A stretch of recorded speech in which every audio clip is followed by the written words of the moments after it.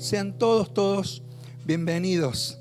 Queremos pasar un tiempo de reflexión en la palabra del Señor y quiero confesar en este tiempo que durante esta semana he tenido grandes luchas por la palabra que el Señor me ha puesto para compartir con ustedes. Quizá al final de estos minutos puedas darte cuenta si la luz del Señor ilumina tu corazón del por qué. Pero he tenido grandes luchas mientras yo animaba a la gente a invitar a otros a que vinieran aquí y preguntaba, ¿qué derecho tengo yo de escuchar nuevamente el Evangelio si hay gente que todavía nunca lo escuchó? ¿O qué de más tengo yo para volver a sentarme en este banco, en esta silla, volver a escuchar nuevamente el Evangelio? Y haya gente que no esté ocupando estas sillas y yo haya olvidado la invitación del Señor a venir. Entonces, una y otra vez en oración, algunos rostros de ustedes se vinieron a mi mente. Y yo les digo que temblaba en la presencia del Señor. Porque soy responsable ante el Señor de lo que ustedes escuchan, aunque ustedes son responsables de las decisiones que toman en la vida. Por eso los minutos que se vienen son minutos de una reflexión profunda para ver dónde estás parado. Con el Evangelio que tal vez has escuchado una y otra y otra y otra vez. Y hoy lo vas a volver a escuchar. Tal vez sea la primera vez que lo escuchas. Pero esta palabra y esta carga que yo tengo del Señor la quiero compartir con ustedes en esta mañana. Dicho esto, con esta seriedad y solemnidad, porque estoy temblando, yo les voy a invitar a que nos pongamos de pie y vamos a leer una de las parábolas que el Señor Jesucristo nos dejó en Mateo en el capítulo 7. Versículos 24 al 27. Cualquiera, pues, que me oye estas palabras y las hace, le compararé a un hombre prudente que edificó su casa sobre la roca. Descendió lluvia y vinieron ríos y soplaron vientos y golpearon contra aquella casa y no cayó, porque estaba fundada sobre la roca. Pero cualquiera que me oye estas palabras y no las hace, le compararé a un hombre insensato que edificó su casa sobre la arena. Y descendió lluvia, y vinieron ríos, y soplaron vientos, y dieron con ímpetu contra aquella casa, y cayó, y grande fue su ruina. Palabra del Señor, somos bendecidos por ella, podemos tomar asiento. Jesús menciona una parábola que compara la vida del hombre a una construcción. Encuentro básicamente tres categorías en estos 4 o 5 versículos de la gloriosa palabra del Señor. En primer lugar, hay elementos idénticos. Acabamos de leer aquí que hay 2 personas que tienen una misma tarea y la tarea que ellos tienen es la tarea de construir. Están construyendo lo mismo. Ambos están construyendo una casa. Ambos son constructores. La situación de vida de ambos es igual. Sobre ambos viene la lluvia, sobre ambos viene la tormenta, sobre ambos viene el aguijón del viento que golpea con su horrible velocidad. Es claro que Jesús no nos está diciendo cómo encontrar una ubicación segura y cómoda. Porque tanto unos como otros no vamos a tener una atmósfera ideal que no reciba nunca amenazas, ni sean sacudidas nuestras bases. Ambos oyeron las mismas cosas. Y como decía Palmer, no hay favorito excluido de la prueba inevitable de los sistemas de valores y las filosofías sobre la existencia y los sueños sobre los cuales edificamos nuestras vidas. Otra categoría que encuentro en este texto ya son los factores contrastantes. Hay cosas que son distintas. Si bien hay dos constructores, estos dos constructores son dos tipos de personas distintas. Son dos tipos distintos de hombres que construyen sus casas, pero lo hacen de una manera diferente. Uno determinó levantar su casa sobre la roca. Otro determinó levantar su casa sobre la tierra, la arena. Ambos oyeron las mismas cosas, pero el segundo se quedó con algo y se quedó allí. Jesús también marca otra diferencia. Dice que uno es una persona sabia, mas el otro es una persona insensata, un tonto, un necio. Hay otra diferencia más, y es que el resultado de ambas construcciones fue diferente, porque una casa cayó y la otra permaneció. ¿Sabe qué? La diferencia de permanecer no está tanto en la fiereza de una prueba, sino en la firmeza del cimiento que se tenga. Y encuentro una tercera categoría. Y con esto quiero empezar a que pienses en tu vida, ¿dónde está plantada tu vida? Son los principios fundamentales que encuentro aquí en este texto. Y esta palabra va en el nombre del Señor para los niños o preadolescentes que están aquí. Para los adolescentes, los jóvenes y personas que hace mucho tiempo que ocupan estos lugares. Para que puedas escuchar tal vez por primera vez y tomar también una decisión. Pero tengo una carga en mi corazón, una carga profunda.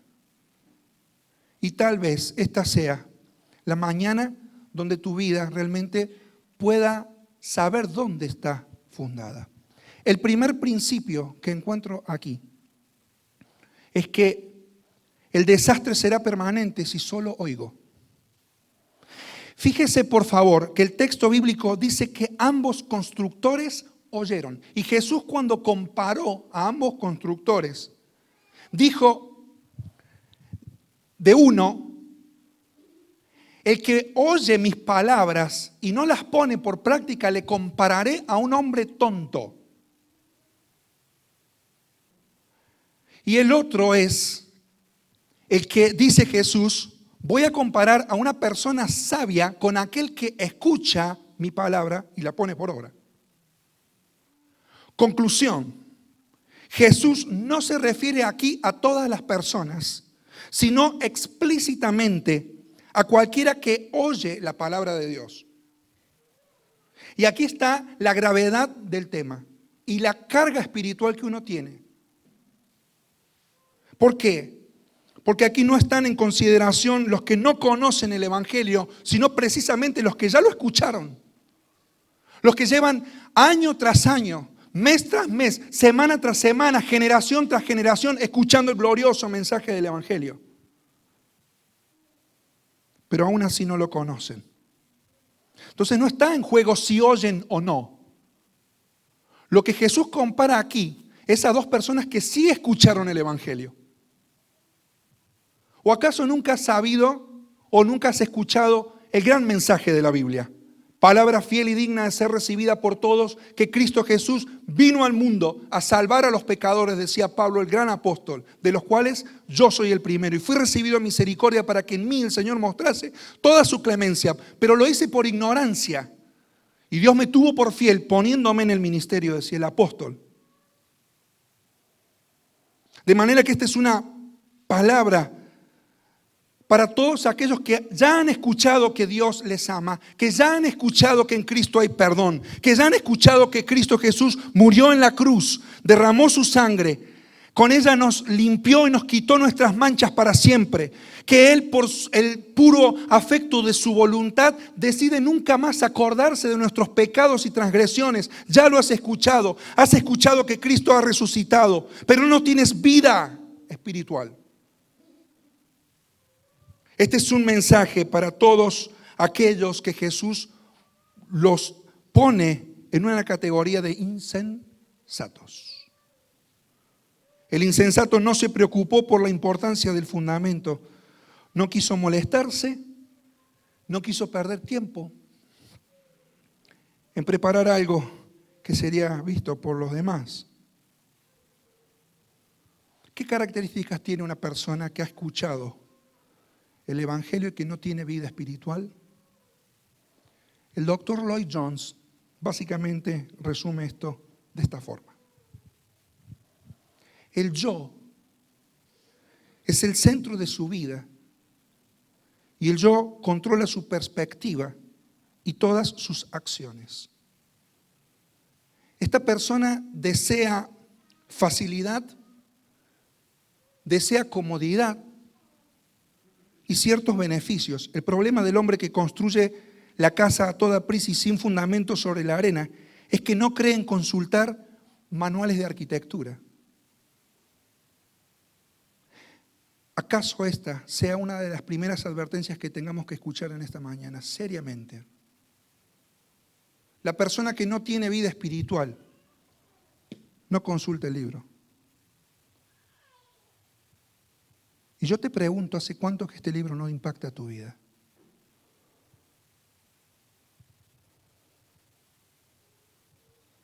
No nos confundamos. Él no cree en construcción de casas, no cree en la humildad de pedir el consejo al arquitecto que sabe hacer las cosas y las hace a su manera. El falso creyente no se preocupa por leer la Biblia, no ha querido enfrentarse a su enseñanza. Sabe lo que dice, pero es selectivo en lo que quiere escuchar y no se expone a todo el consejo glorioso de la palabra del Señor. Escoge lo que le gusta y se concentra en lo que le atrae y prescinde del resto. Piensa en un Dios de amor, en un Dios benefactor, pero en un Dios que demanda arrepentimiento, en un Dios que demanda un cambio de vida, que demanda un precio para seguir al Salvador, el Señor Jesucristo, y un costo del discipulado no tiene nada que ver con eso. Mucho más, no solamente sabe lo que la Biblia dice, pero no lee la Biblia. No tiene deseo de alimentarse porque no tiene vida. Eso es muy simple. Siempre busca la facilidad, la comodidad, la felicidad. En otras palabras, el problema que tiene en último término es que no desea a Dios. Porque Dios, además de amor, también es santo. Él también es justo. Él también derrama su ira. Esta persona le molesta verse examinado, odia que lo examinen, odia que lo confronten, porque se siente incómodo, porque sabe que está mal, aunque domingo tras domingo o tal vez de vez en cuando viene a la iglesia y toma una pastillita que lo tranquiliza. Y yo en el nombre del Señor Jesús estoy predicando aquí a personas que hemos cantado aquí en esta mañana, que están en ese valle de huesos secos, sin vida espiritual. Le hablo a esos espíritus muertos con la palabra de vida, que es el glorioso mensaje del Evangelio, para que puedas escuchar de la tumba espiritual de donde estás, la voz del Salvador que te dice: levántate y ven a mí.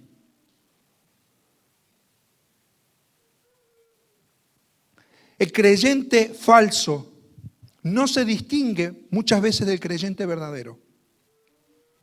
Los que dicen ser cristianos con frecuencia lucen semejantes a otros y es muy difícil distinguir quién lo es y quién no lo es. Ambos parecen estar construyendo sus vidas de manera similar, visiblemente aceptable a los ojos de los hombres. Ambos llevan su Biblia bajo el brazo, aunque unos dicen: yo ya no la necesito, no la leo. ¿Para qué estudiarla? Esos son signos de inercia, de no tener vida espiritual. Ambos van a la iglesia. Ambos escuchan mensajes bíblicos basados en la palabra del Señor, preparados con todo temor, de rodillas ante el Señor.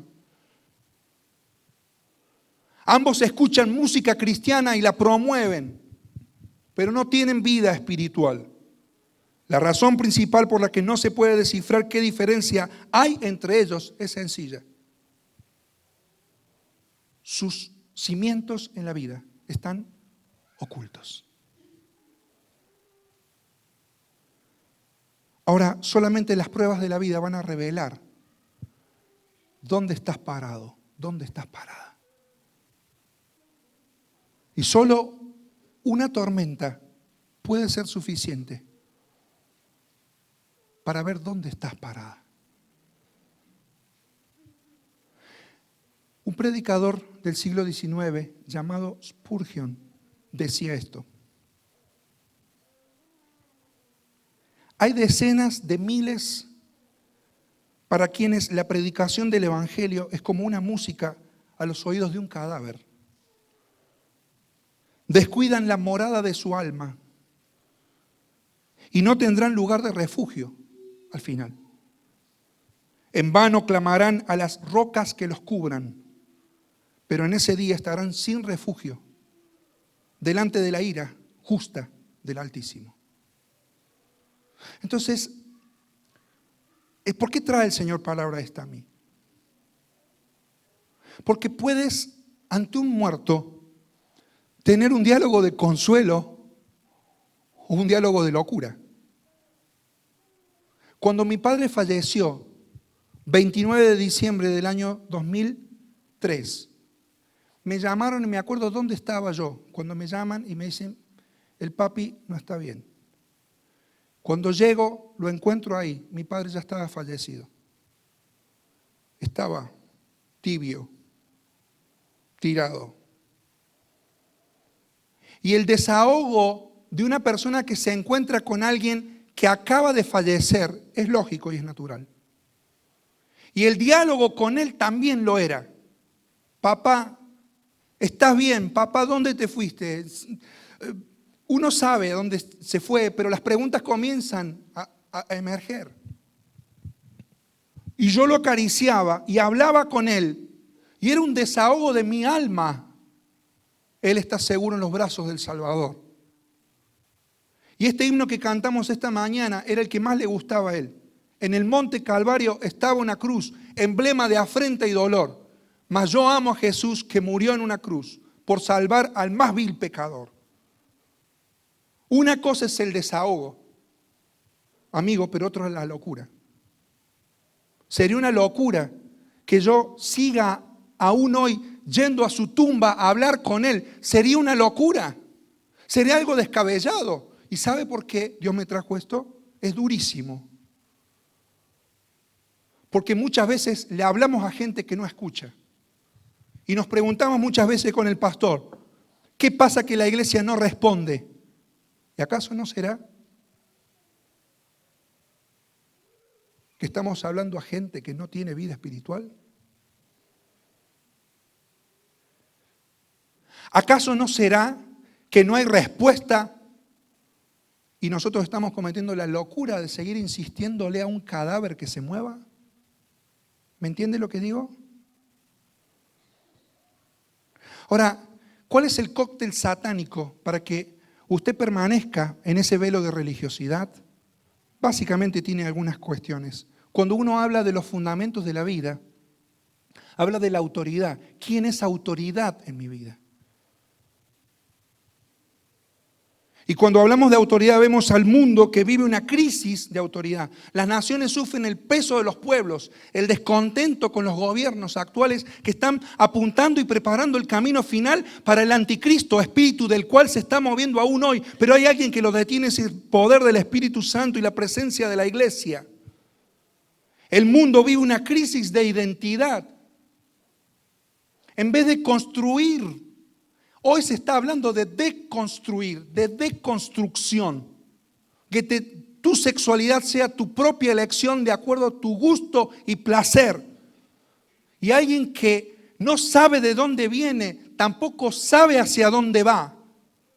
La pobreza no deja que la gente piense en el futuro, en cómo está construyendo su vida hacia la eternidad. Oro para que el Señor obre en nuestros corazones y el Espíritu de Dios quebrante y saque ese espíritu, ese velo de religiosidad. La pobreza ha sumido a los pueblos en una preocupación donde tú le hablas de eternidad y no puede pensarlo porque es una traba del Satanás. Porque solamente tiene mente para pensar lo que va a comer esta noche, ni siquiera mañana. Está contando los billetitos y las monedas que hay en su bolsillo para ver qué va a comer a la noche. Y muchas veces el matrimonio dice, bueno, nosotros tenemos que cuidarnos del cuerpo. Vamos a darle de comer a los chicos. Macana. No alcanza. La cultura del zapping, de concebir la vida como las historias y no como la historia. Creer que lo que yo hago aquí y ahora no va a repercutir nunca en mi futuro. Siempre recuerdo las palabras de Unamuno: nosotros somos más padres de nuestro futuro que hijos de nuestro pasado. El desorden, tratar de poner un techo a nuestra vida sin siquiera haber trabajado en el fundamento de mi vida. Y sacamos a las cosas los elementos críticos y pensamos que está todo bien. Y en nombre de la salud, algo bueno, la sal ahora viene sin sodio. El café viene sin cafeína. Qué curioso, ¿eh? El matrimonio o la sexualidad viene, ¿cómo viene la sexualidad hoy? Sin matrimonio. Y algunos cantan, mira qué vírgenes que se casan, como un trofeo. Y le hablo a los jóvenes también.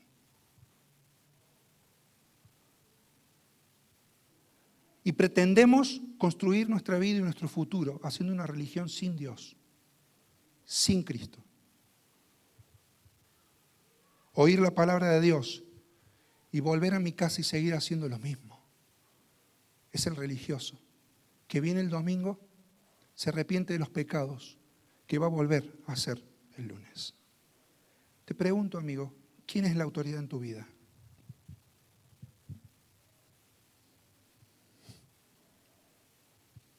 Ahora, si solo oigo, tengo el desastre asegurado.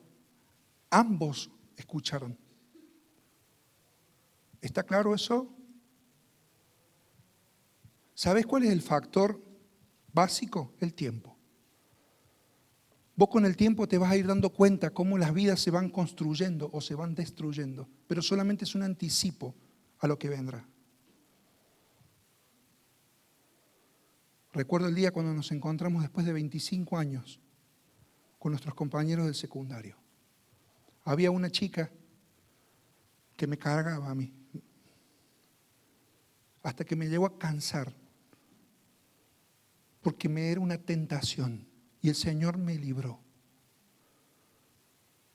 Era una tentación con ella y con todo lo que ella también me proponía con otras chicas también. Y el Señor me salvó. Y le dije, mira, quiero ver tu vida de acá a 5 años. Déjame de molestar. No me persigas más. En ese momento yo era más flaquito. Tenía músculo acá en la panza. Los ravioles los tenía marcados, ahora también. Pero son los otros, son sorrentinos ahora. Dije, no me hinches más. Si vos querés hacer tus cosas, hacelas a tu forma. Pero yo voy a seguir a mi Dios. Y no tuve más fuerzas para eso que para eso. Y le encontré en 25 años después. Y le pude decir una noche que llovía, cuando la llevaba de vuelta a su casa esa misma noche que nos encontramos. Le dije, mira, ¿te acordás aquella charla que tuvimos en la escuela? Sí. Mira, le digo, ¿cómo estás? Destruida. ¿No te parece que es tiempo de buscar a Dios? Inclinó su cabeza y me dijo, sí. El tiempo. La verdad que es mucho esto. Quiero, entre el amor del Señor y la solemnidad que el Señor ha cargado en mi corazón, yo quiero ir cerrando en unos minutos. Pero si oímos solamente, tenemos el desastre asegurado. Principio número 2. El principio número 2 es que el destino será perfecto. Tu destino será perfecto si Cristo es tu fundamento. Es decir, si tu fundamento es seguro, ninguna tormenta provocará que tu vida se derrumbe al final. ¿Qué características positivas tiene un creyente? Se enfrenta a la Biblia y a toda la Biblia, no es impaciente, se toma el tiempo para pensar en lo que la Biblia dice. Diariamente se alimenta de ella y reflexiona. La aplica a su corazón, deja que la palabra toda la examine y lo escrute. Y en vez de molestarse, lo toma bien, porque sabe que eso le hace bien. Desea, anhela, trata y se opone, y no se opone al dolor de la transformación. Cuando nosotros vemos el contexto del Sermón del Monte, vemos algunas cosas que prueban el carácter de un verdadero creyente. Simplemente lo voy a mencionar. ¿Cómo se prueba la vida de un verdadero hijo de Dios? Cuando el comienzo del capítulo 5 se abre el Sermón del Monte, se empieza a probar el carácter interior del creyente. La locura esta que nadie puede entender. Bienaventurados los pobres en espíritu, porque de ellos es el reino de los cielos. Felices los que lloran, porque ellos recibirán consolación. Bienaventurados los misericordiosos, porque ellos alcanzarán misericordia. Usted puede saber que es un hijo de Dios por el contagio y la influencia espiritual positiva que tiene a su alrededor. Versículos 13 al 16. Ustedes son sal de la tierra, ustedes son luz del mundo. También el contacto con otros, el grado de relación que uno tiene y la calidad de relaciones que uno tiene entre las personas. Versículos 21 hacia el final del capítulo. También puedes ver dónde está fundada tu vida, en la confianza que depositas en las cosas de Dios incluso. Y desde el capítulo 6, él habla hasta el capítulo 7 y versículo 11 de los tesoros en los cielos, de Dios y las riquezas, del afán y la ansiedad. Y que la persona que es creyente no se preocupa por la ropa que tiene, no se preocupa por la comida, no se preocupa por las cosas que a los paganos les preocupan, porque sabe que tiene un Padre Celestial que se ocupa de todas esas cosas. Y así podríamos decir mucho más. Simplemente, la vida de un hijo, de una hija de Dios es caracterizada por una sola cosa: la estabilidad. La estabilidad caracteriza a los hijos e hijas del reino. Así que, si tu vida tiene el fundamento de Cristo, caerán las lluvias de la adversidad, la inundación de la miseria, caerán los problemas y surgirán más y más problemas. Todos los vientos de la presión aullarán, amenazando tanto nuestra seguridad como nuestra salud mental. Pero la buena nueva es que el Hijo de Dios y la hija de Dios no temerán derrumbarse, no temerán hundirse ante la tormenta, el viento o la inundación.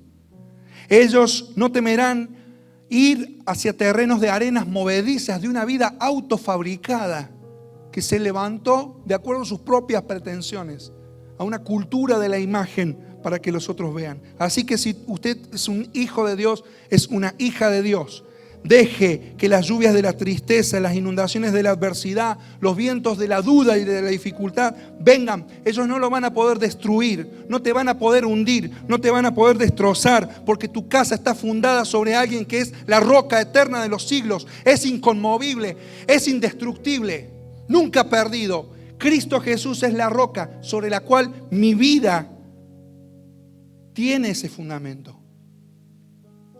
Y yo puedo cantar con aquellos redimidos, como decía el Salmo 18. Jehová, roca mía, castillo mío y mi libertador, Dios mío, fortaleza mía, en Él confiaré, mi escudo y la fuerza de mi salvación, eres tú, Señor. No te vas a hundir. Así que yo quiero en esta mañana a que pienses dónde está parada tu vida. Y no voy a hacer una invitación hoy como los domingos previos. Pero si vos sientes en tu corazón de que hay vacío, costumbre, que te dicen una cosa y te entra por acá y ni te entra, que corras desesperado, desesperada a clamar por salvación al Señor Jesús. ¿Y sabes de qué se trata? Porque Cristo Jesús también murió por los que se llaman cristianos y evangélicos. Quiero terminar ya porque el tiempo pasa. Te quedan 2 preguntas que solo vos podés responder. ¿Dónde está parada tu vida? Si Dios te concediera todos los deseos de tu corazón, ¿lo olvidarías?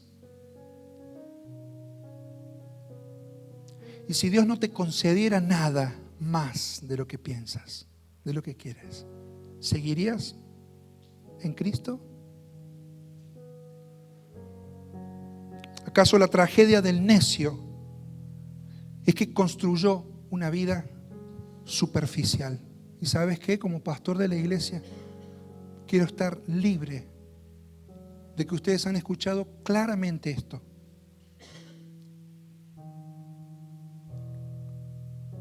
Y ahora la decisión es tuya. Que no haya nadie de los que están aquí, cuando se enfrenten a aquel gran día, que puedan decir: yo nunca escuché que mi vida era superficial, que mi vida era una apariencia de piedad, pero no tenía eficacia. Nadie puede poner otro fundamento sino el de Cristo. Y la Biblia dice: así que el fundamento de Dios está firme. Conoce Dios a los que son suyos y apártese de iniquidad todo aquel que confiesa su nombre. ¿Dónde está parada tu vida?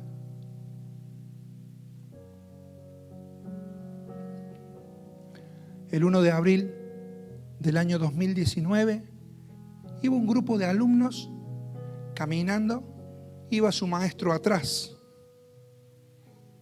y se iban de la escuela a hacer educación física a otro lugar porque no tenían el lugar habilitado. De repente, ese 1 de abril del año 2019 pasa el último alumno y el maestro que iba caminando por la vereda se le hunde la vereda abajo, porque se hunde un pozo negro. Cuando se hunde el pozo negro, él se cae adentro. Imagínate con todo lo que se encontró ahí.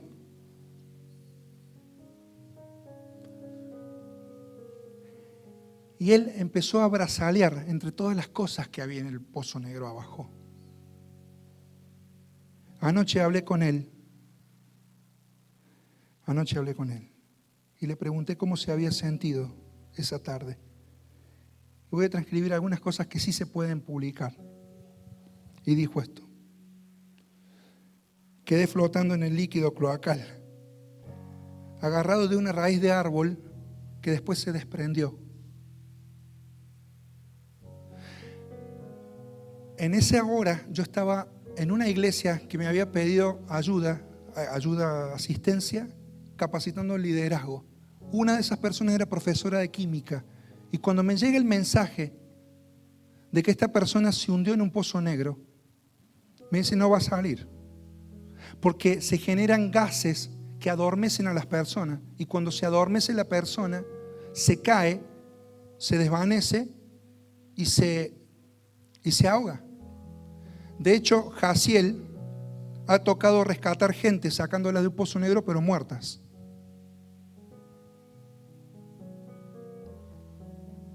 Y él me dice, no me voy a olvidar nunca mientras viva del 1/4 del 2019. Un recuerdo imborrable. Me acuerdo que tuve una conversación cara a cara con el Señor. Le pregunté si así iba a ser mi final. Si esa oportunidad era mi final. Y dice que él escuchó. No es tu final. En un rato te voy a sacar de acá. Pero tenés que solucionar cosas. Y seguir trabajando en mis cosas. Así, con la tranquilidad de saber que me sacaban, me tranquilicé. Después lo que ya sabes. Vinieron los bomberos, lo sacaron. Y ahora, a servir en lo que pueda. Con todo temor del Señor, pero con todo mi amor. Quiero ser libre de esto. Y no es una cuestión emocional, es bien espiritual. ¿Dónde estás construyendo tu vida?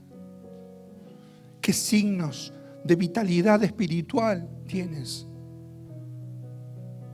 Yo hoy soy libre de todos ustedes. Ustedes toman la decisión de decirle, Señor, me doy cuenta que no tengo fundamento en mi vida. Y si se rompen los fundamentos, ¿qué ha de hacer el justo? Por eso puedes orar al Señor y decirle, Señor del mar y de la tormenta, yo quiero entregar mi vida a ti. Y aunque tiemble todo abajo mío, yo me quiero entregar a vos. Quiero empezar a construir mi vida sobre la roca eterna que es Cristo Jesús. Mientras pensaba en esto en estas horas, me recordaba un antiguo himno que dice, seguridad me dio Jesús cuando Él su mano me tendió, estando en sombras a plena luz, seguridad me dio Jesús. Su voz constante resistí, aunque el amante me llamó. Seguridad me dio Jesús cuando Él su mano me tendió, estando en sombra plena luz, Él mi alma levantó. Tiro esta palabra de fe en el nombre del Señor Jesús, para que quien está aquí pueda en esta mañana decir, quiero fundar mi vida en Cristo.